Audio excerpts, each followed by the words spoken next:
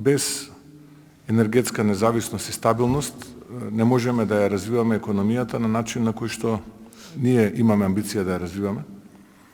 Тоа значи дека еден од главните приоритети на оваа влада е како држава да бидеме енергетски стабилни и тоа го сметаме како безбедносно прашање. Очекувам дека и во иднина ќе испорачаме резултати кои што ќе не водат како држава кон енергетска независност и од држава увозник да бидеме држава која што ќе биде извозник на електрична енергија. Ова значи обезбедено производство на енергија и сигурност која што ќе придонесе кон одржливо обезбедување струја и енергија.